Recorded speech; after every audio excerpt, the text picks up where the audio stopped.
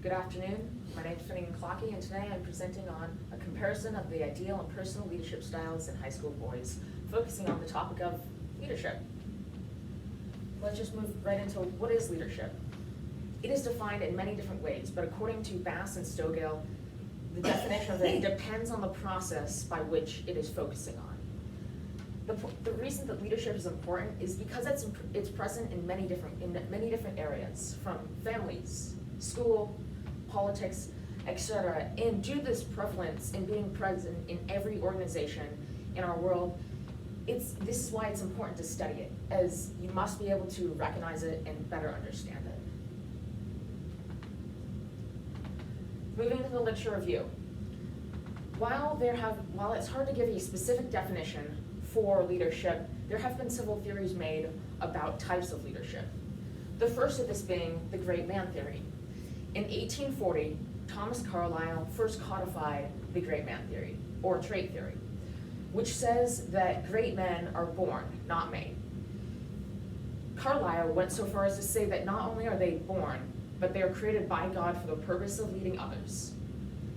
Nico Mouton however, said that though he codified this in 1840, this wasn't when it first appeared. It had been around for millennia. Herbert Spencer said that this type of leadership was the type of leadership that people would sit around a campfire and discuss great leaders of old, specifically military leaders. Then in 1948, Ralph Stogel challenged this theory, and this brought about the beginning of the behavioral theory. He said that you could not limit leadership to one specific character, to certain characteristics. And so Ben Meyer and Abdullah defined behavioral theory as that, contrary to great man theory, behavioral theories, leaders are made, not born. And so they can be educated on certain characteristics that leaders have. Behavioral theory led into more recent and modern styles of leadership. The first of these being transformational leadership. In 1978, James Burns first discussed transformational leadership, which says that transformational leaders stimulate and inspire their followers. He also talked about transactional leadership. Transactional leaders are those who get their followers through social exchange.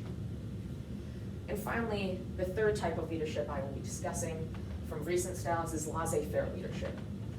Laissez-faire was created in 1948 by Kurt Lewin, and he said that this was a type of leadership where there was freedom for team members to do as they pleased. In order to be able to better understand those theories, different questionnaires were made, including the multi-factor leadership questionnaire, which I will be referring to throughout this presentation as the MLQ. The MLQ was created by Bass and Avolio for the purposes I stated to better understand those theories. The form that I used of this was Form 6S, created by Peter Nordhaus, which uses 21 questions and grouped into 7 different characteristics, 4 focusing on transformational, 2 on transactional, and 1 on laissez-faire. The other questionnaire I used was the Von Simcoe Leadership Survey, or the VLS. The VLS was created by Vaughn, Simpson, and Coleman, as they said that the multi-factor leadership questionnaire was focused too much from the perspective of the supervisor. In other words, the MLQ asked, what do I do? While the VLS asks, what does a leader do? And so it was addressed from the perspective of an employee looking at their leader. And then this brings us into the perceptions of this research. I focused on student leadership, and so that brings us into students. In a study on middle schoolers in Australia, Ann Coffey and Shane Lavery found that middle schoolers believed that everyone was capable of being a leader, and leaders meant being part of teams. High school athletes, Pierce and others found that high school athletes, not looking at the general population of a high school, just high school athletes, found that they believed in transformational leadership. And third, the accuracy of student perceptions. This is referring to a study by Barry Posner on where he used the student practice leadership inventory survey that looked at how accurate are student perceptions of one's own style of leadership when taking into account what others believe their style of leadership is. And then this brings us into my research question, the gap.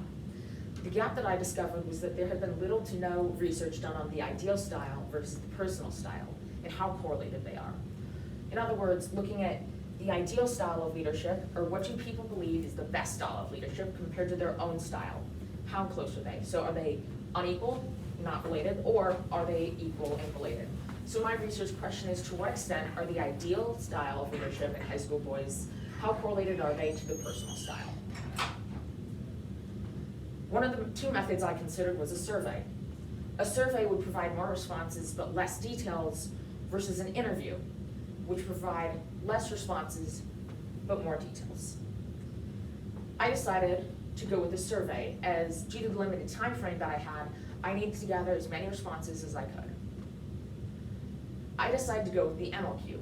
However, I adapted it to take in different characteristics that the VLS has. The MLQ focused on personal style. I adapted it to also include ideal. Instead of the question is just focusing on, I am blank as a leader, they focus on what should a leader do. I also kept the original section, which is the personal style that I just mentioned. And then the final section of the survey was demographic and perception questions that would allow me to do deeper comparisons of the characteristics found in the MLQ. After gathering the responses, I had 207 respondents, with a plurality, or 79 of those being sophomores. This moves us into the analysis, starting with group characteristics. Before starting my analysis, I grouped together the different questions that I talked about, the 21 questions, into their 7 different characteristics of the MLQ, and formatted the sheets so that I would be able to do this. I then proceeded to start my official analysis using IBM SPSS Statistics, a statistics package that helps to do data analysis. The first step I did was determine my correlations for my main research question, determining to what extent the correlations of ideal and personal styles are related. And then finally, I used the perception questions to compare the characteristics to them and determine if they had any effect on the results. And so this first chart looks at personal and ideal leadership characteristics when they're correlated with one another.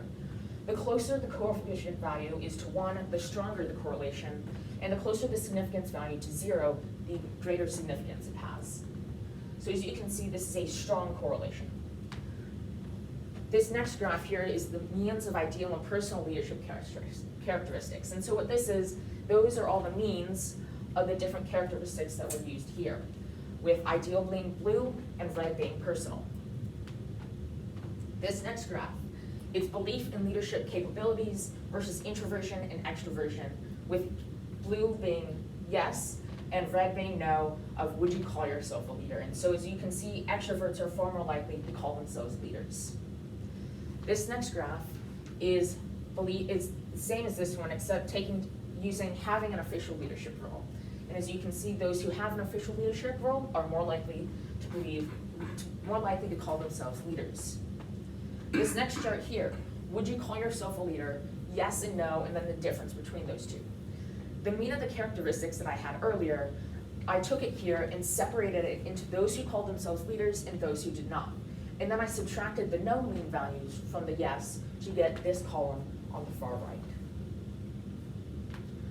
Finally, the questions, would you call yourself a leader? Do you have an official position? And do you think that to be a leader you need an official title? I compared these all and found that most would call themselves leaders. Moving into discussion. My research question again was to see whether ideal and personal style were correlated. According to the data I gathered, there was indeed a strong correlation between these two. I also determined that transformational leadership is valued far more. Just as in the study by Pierce of high school athletes, where he found that high school athletes did indeed also value transformational leadership. Not only were there a strong comparison, but those who called themselves leaders were far more likely to rank transformational leadership characteristics higher than transactional and laissez-faire. Introverts equal leaders. This means that introverts are more likely to call themselves leaders than, extroverts are more likely to call themselves leaders than introverts.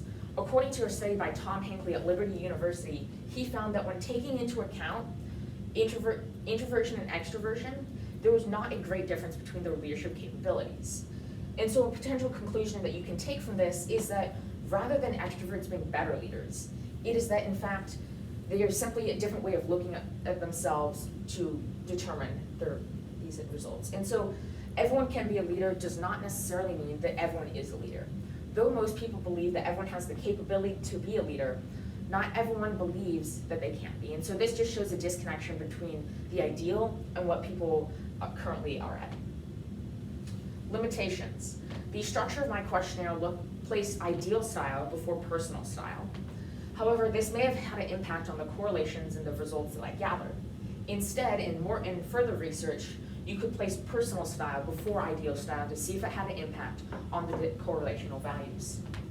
Next, not enough senior respondents. As I said earlier, I had 207 respondents, however, only 13 of those were seniors. This, as you can see, would present a problem for the data gathering, and I was not able to use grade level as a way to compare the different results.